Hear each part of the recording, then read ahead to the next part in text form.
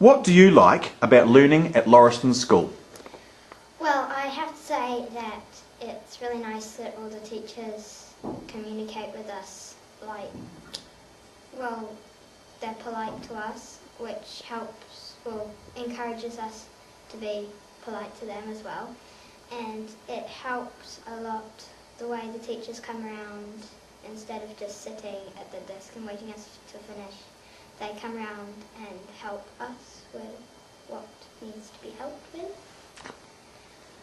Well, I think this year, I think it's been the best because we've got into our classes that we need to be in our level, so then we're not just falling behind because someone's up more than us. And I think that a lot of people are really striving to get their goals this year, including me, of course, just to say. And then I think with the new whiteboards, it's really helping our learning. And as I say, Mrs A's been learning as well, so it's not just been us.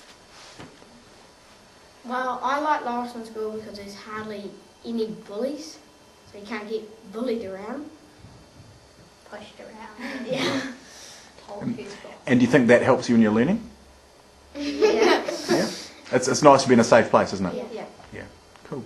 Anyone else want to add anything to that? I like Lauriston School because all the teachers are nice and all the friends, and I like the learning of that. They kind of make a good challenge for us to do, and yeah. Excellent. How do you learn best? Well, I learn best by all the great maths and writing, by the sheets of helping us working and going out to the mat with the teachers, helping us. Cool. Well, I learn best with the strategies that our teachers give us. I think that once they're in your head, or in my head, they stick there. And since the teachers have been going to a lot of meetings about all these, and they're getting a lot of strategies that's going to help us in years to come. So, and I reckon that the computers are helping us as well. So. Well, the way I learn best is, personally, I work well off in the corner in the little dark spot by myself. From my opinion, I don't think I work too bad with the group, but I prefer to work by myself because it just helps a lot more. And especially, I like the way that we have these playtimes because school it needs a break, and then it helps you just get a little bit of fresh air into your brain, and it helps you think a lot more. So. And you say you like learning by yourself. Do you get lots of opportunities to do that? Quite a lot, but most of the time the teachers encourage those loners to join in with the group, so you can have that strategy in life even if you don't really want to use it too often. Cool. What is ICT? Well, ICT in our school would probably be with most of our computers, which we have the interactive whiteboard, which is very helpful with learning, and it's really just most of our computers and technology. By my opinion, I reckon ICT is kind of another learning strategy, but it's with computers, and with the internet, it's really been helpful. Just the maths games, you've got to have some fun in computers as well. And our school likes to use Active Studio a lot, so that's just basically, you like a sketch, but on the whiteboard, and yeah.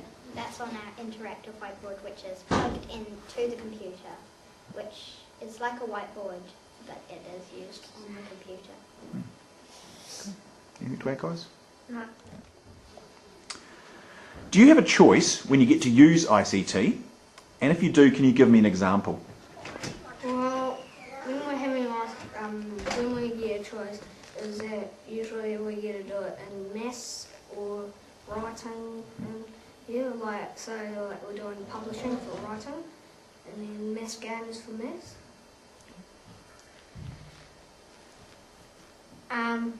I get to use ICT when I'm publishing my writing stories. Well, same as Bryce's is in maths, and that's about it.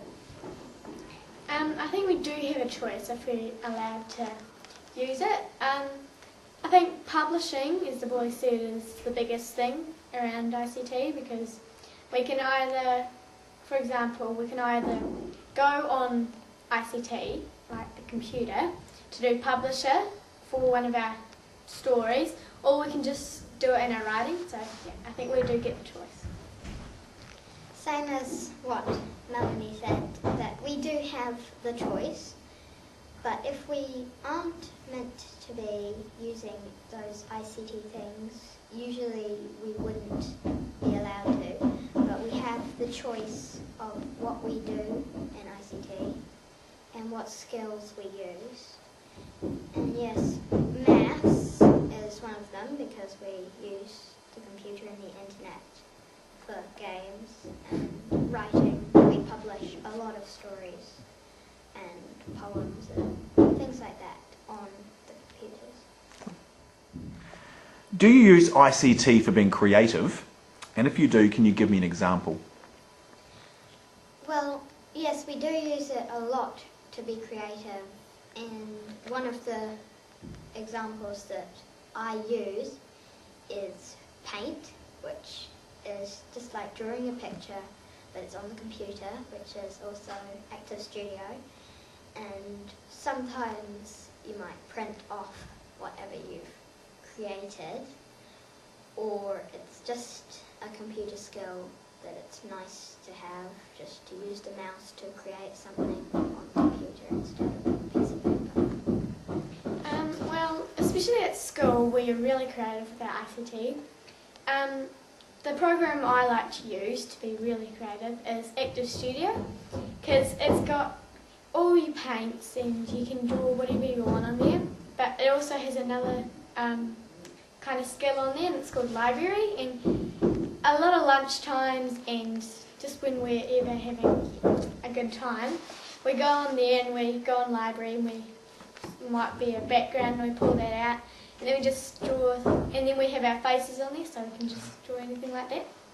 In library it's just full of animated pictures, and we take photos of ourselves to put on there too, so if there's a picture of a little princess, we can stick our head on top of that.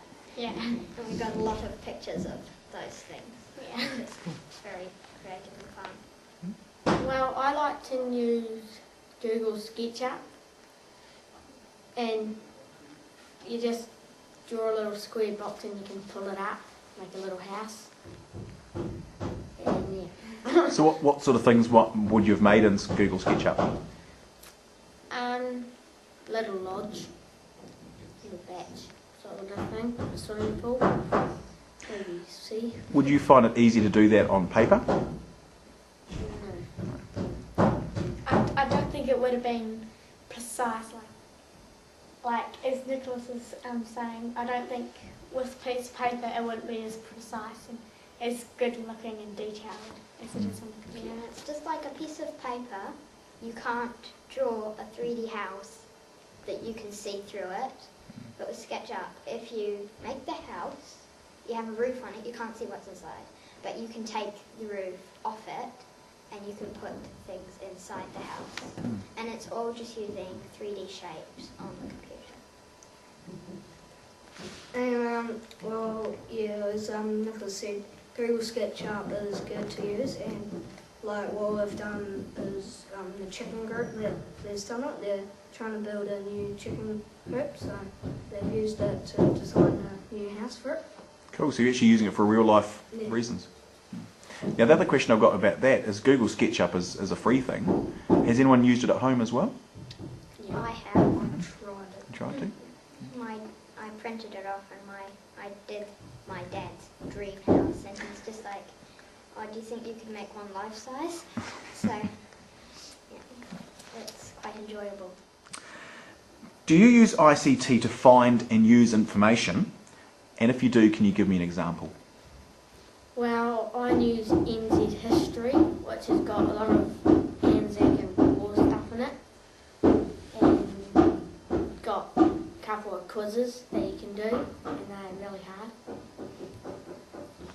And well, you can go on Google, and there's like got some really good stuff. Like if you just like want to know about Anzac Day and stuff, then you just try it and then you type it in, and you can like find out some history. And yeah.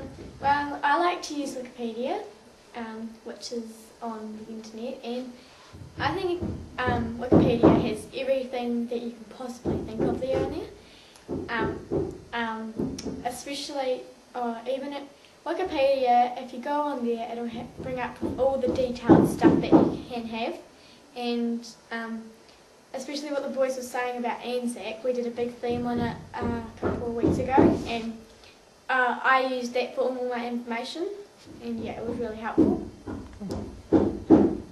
As Bryce said, I also really enjoy Google, which gives you, as Mel said, all the information you need, and it's completely worldwide.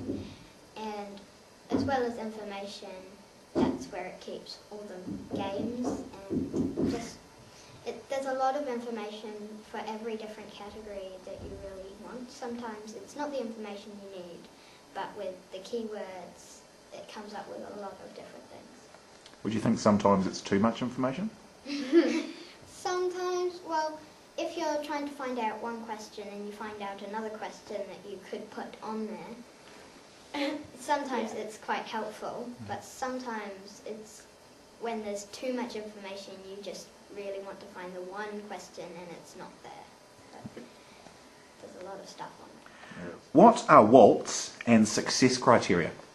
Well, I think, in my opinion, WALTs are your learning stages that you are moving up to. So for WALT, it stands for We Are Learning To.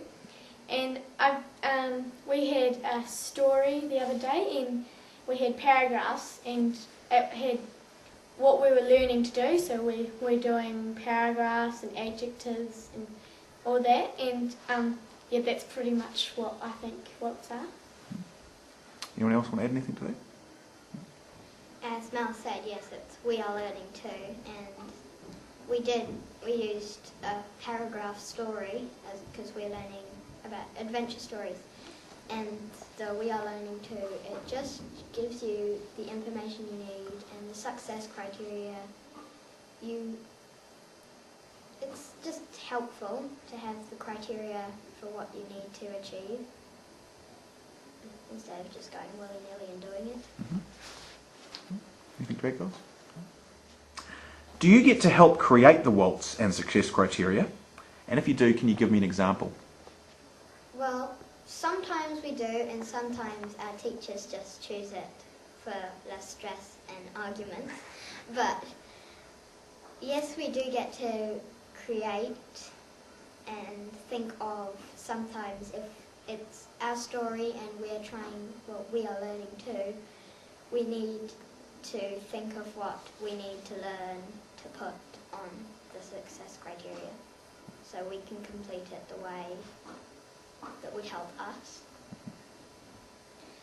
Well, I think we do, because we have, I think it's nearly every term or every year, we bring our parents in and we have interview with our teacher, and we set our success goals that we want to succeed in.